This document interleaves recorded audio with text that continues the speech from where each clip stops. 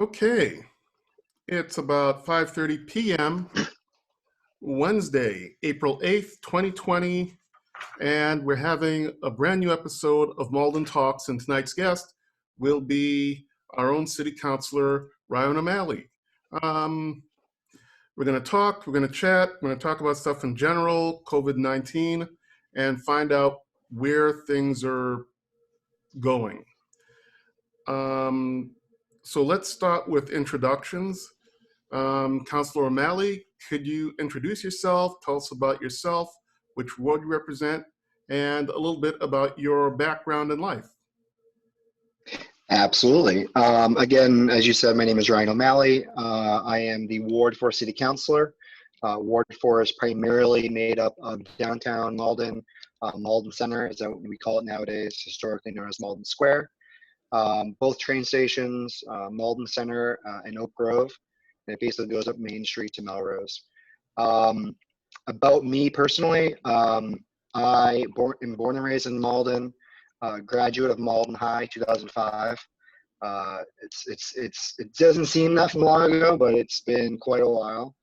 I went on, as you can see, to the College of the Holy Cross after graduating from Malden High, where I studied classics, ancient history, Latin, Greek, ancient civilizations.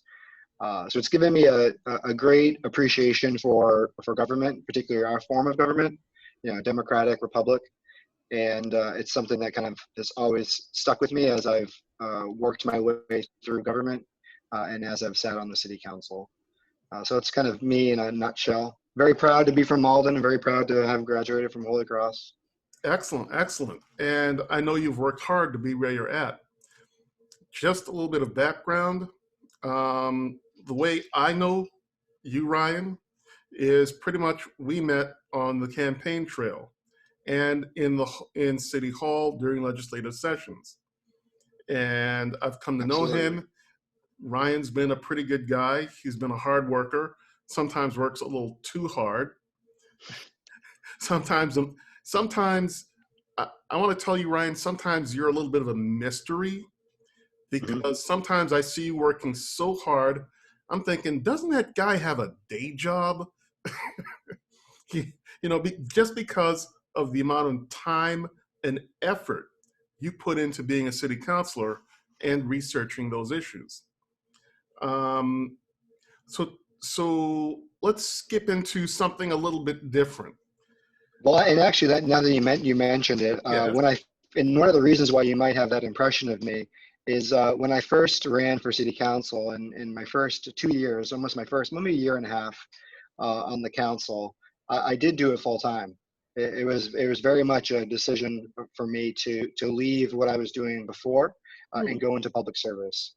I had seen how really dedicating yourself to something like public service and building a good foundation early on allows you to kind of learn the ropes so that you aren't constantly, it takes much longer if you're only doing it part-time to learn all the ropes and understand how everything functions. But putting in that year and a half, 2 years of full-time city council work, you pretty much learn almost everything, because in government, not much changes. And what I learned from that is when something goes different than how it went the last time, that's when you really need to start paying attention, because government doesn't change that much. So when all of a sudden the defined process is going a little bit differently, you have to ask yourself why. That's pretty fascinating.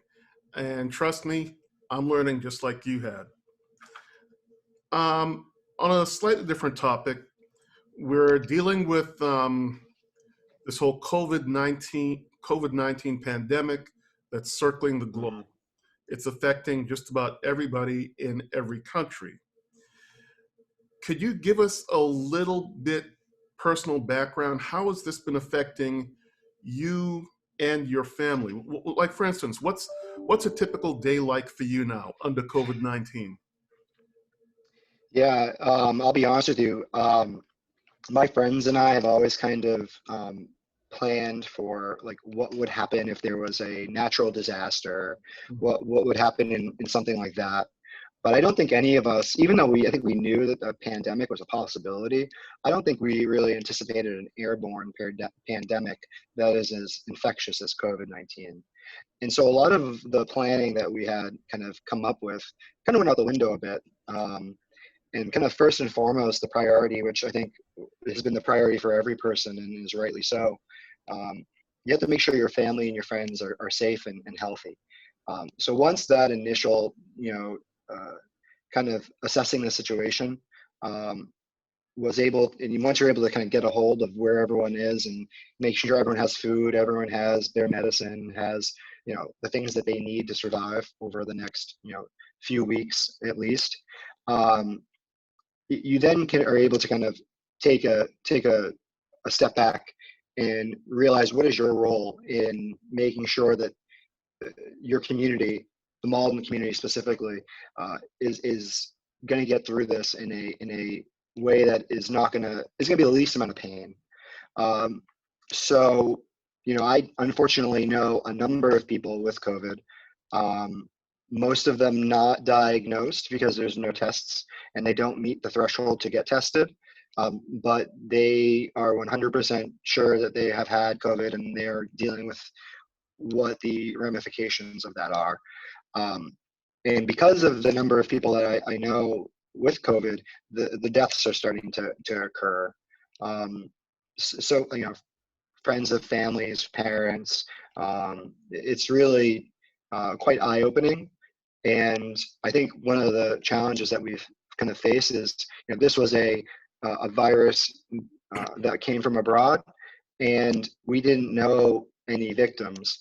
And now people are starting to know victims, people who are dying from this, and it's starting to become really real. And I think people are starting to take it seriously.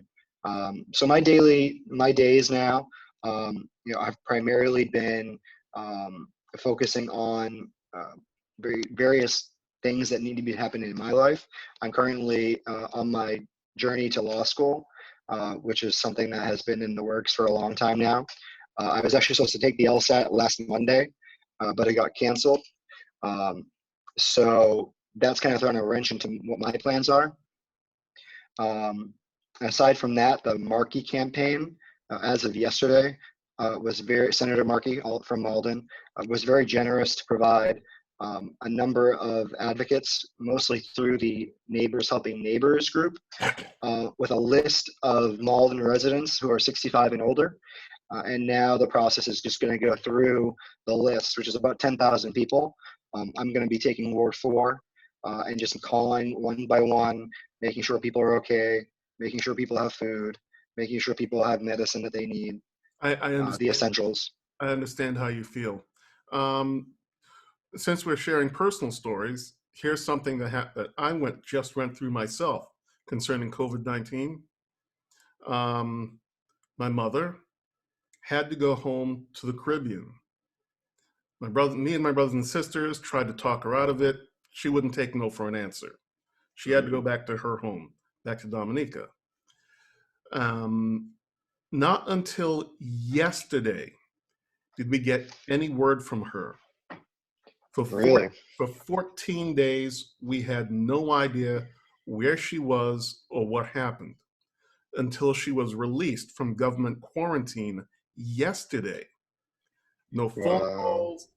calls, no emails, no nothing. We had no idea what happened to my mother. You must have been very stressed out about that.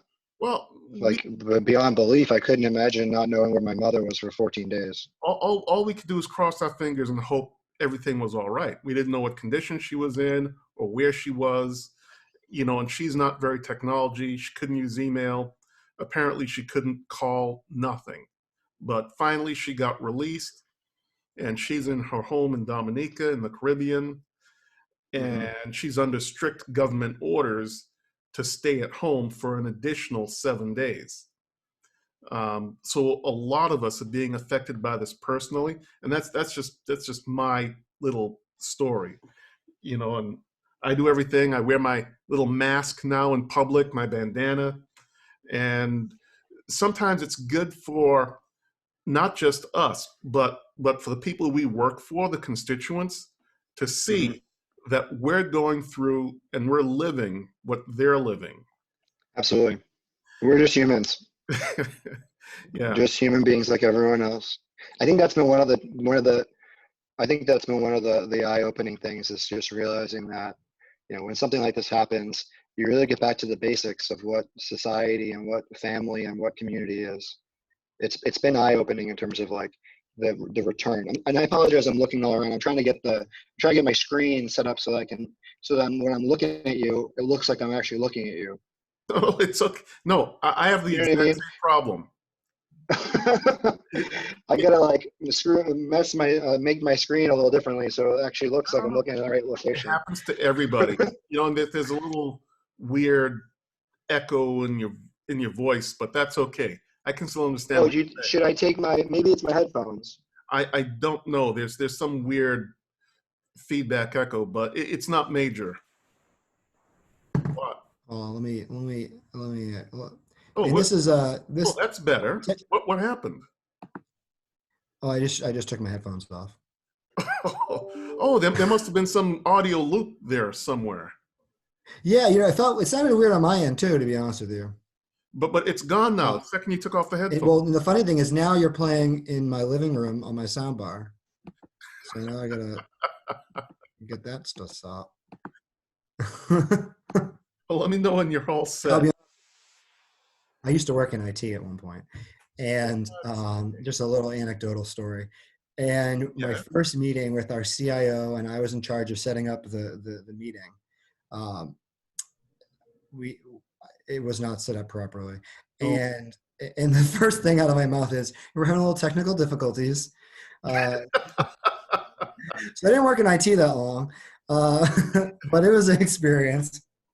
I don't blame you. I don't blame you one bit. But let's start tackling some slightly more serious topics. Absolutely. Um, we've been dealing with a lot of strange things statewide and probably throughout the country right now, and on Beacon Hill.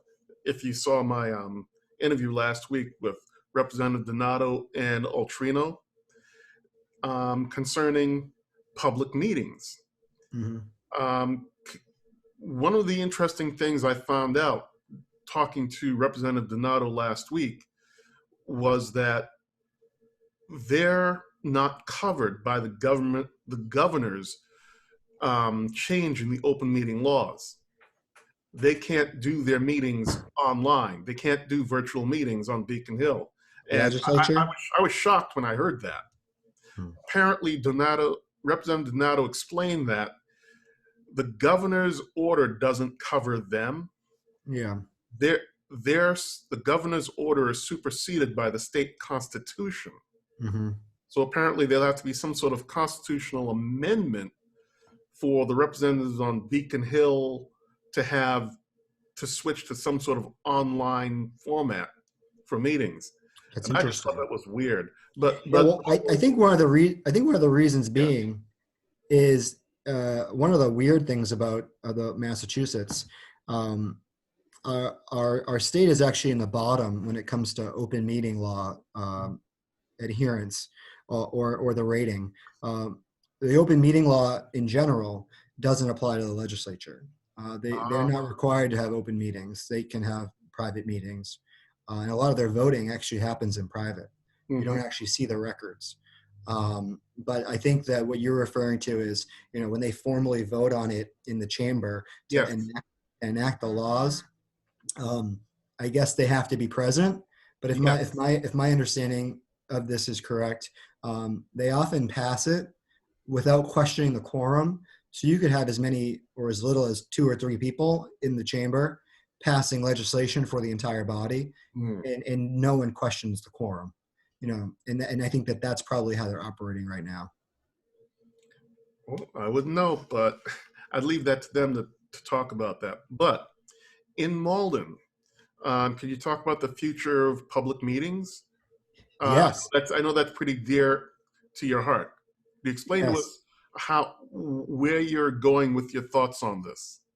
So, as you know, there were a number of councilors who have been wanting to have a meeting of the city council for a few weeks now. To be honest with you, I was one of those councilors but I was also on the other side of this too. Early on, back in March, in the beginning of March, I was one of the people advocating for us to cancel our meetings and cancel our hearings, because I was paying attention to kind of what was happening in China, what was happening particularly in Italy, which was kind of changing and going through a different paradigm versus what was happening in China, at least what the information we were getting out of China. Mm-hmm. And I had said, I'm canceling my committee meetings, and I'm not going to be attending any city council meetings for the foreseeable future in person. And it was, I think, a good call for all of us to kind of make sure that we stopped those. And at that point, as you indicated, the governor had not changed or done an executive order to allow us to meet electronically. So it wasn't quite sure what was going to happen. I had never heard of Zoom. I think most people hadn't heard of Zoom at that point, and we're talking about only about three and a half weeks ago. That's right. And one of the things I have learned, talking about the processes and the paradigms, government doesn't function very quickly at all, and one of the reasons for that, particularly in a democratic republic, is you have to build consensus. Mm-hmm. And that's been the process for us to kind of build consensus about how we're going to meet, when we're going to meet, what's going to be on the agenda. And we want to be a very professional body, the Malden City Council. Mm-hmm. So we couldn't use the free 40-minute version. We actually had to go through proper procurement. We had to get the licenses. That's right. And once we were able to do that, we were able to schedule one. We had wanted to do it actually tomorrow on Thursday, but because of the various holidays that are occurring this week, we chose to postpone it until next Tuesday. So now that we had this technology, we wanted to do some dry runs. We didn't want any counselors to be having technical difficulties like me with my headset when we are actually having a city council meeting. And so that makes a lot of sense, because if you're in a city council meeting and you had all that echo that we had earlier tonight, that would have been weird, and that would have sucked up time. But now yeah, don't use my headset. So yeah, I mean, I think I think that the sooner we meet, the better. But I also think that doing those dry runs with the mayor. So we had multiple calls with the mayor where they kind of divided us up, so there was no violation of open meeting laws. Where we got good updates, we were able to ask the mayor some real tough questions, really understand kind of what it looks like on the ground when it comes to Malden's response to COVID. Nice. Going forward though, I think that now that we know this is a possibility, now that we know you can live stream meetings like this, I think the new city hall, being on the municipal building committee, was going to be set up with technology to be able to live stream these meetings. But now people can attend meetings from their home if they need to. That's and right. Think about that. And you can, if you have the software on your computer, you might even be able to have it live translated. I don't know if that particular technology exists. We have to do a little more research on that. It probably does, but that would probably be a cost. If there's an add-on module for Zoom to do translation, that would probably be a cost. They charge for every extra feature you want added onto the product. Mm-hmm. Right now, just so you know, I'm on a personal copy of Zoom, a professional license that I paid for. Mm-hmm. Of course, I paid for it out of my school committee funds. So I'm like, fine, because I'm using it for work. I'm using it for everything else. Absolutely. And it'll Zoom, yes, and it allows me to reach people like you, like the other city councilors, like the constituents. And I figured, you know what? I'm here long enough. It's worth it. You've been doing virtual office hours with it, haven't you? Correct. The first week that we were on stay at home, just so you know, I know we're going a little bit off topic. I was kind of in shock. I didn't know what to do. I was having office hours at a local convenience store. Mm-hmm. people come in, sit down, have a cup of coffee, cup of tea, and we could talk face to face. Once that got ripped away from me, I said, I can't stop. This is ridiculous. Mm-hmm. Mm-hmm. So a week went by, I didn't do anything. And the following week, I said, I'm going to get back in it. And I'm starting to have office hours now, every week, right here.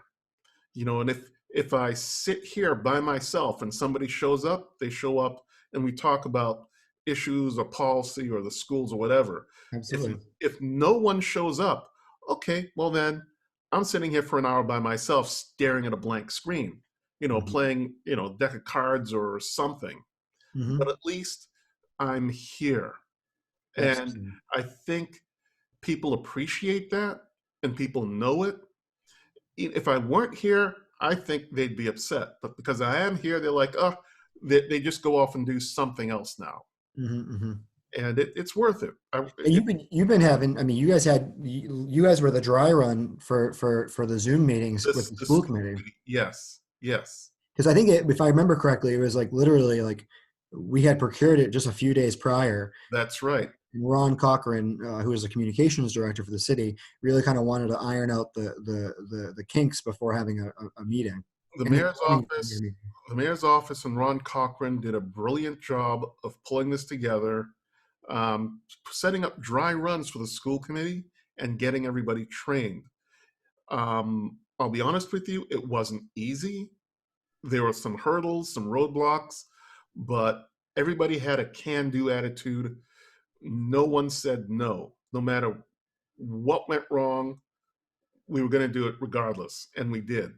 And Absolutely. that was the attitude, and it worked. But let's get back a little bit more on topic. Um, your feelings, your projection, your outlook for how things are going to pan out with this COVID-19 epidemic that's hitting us.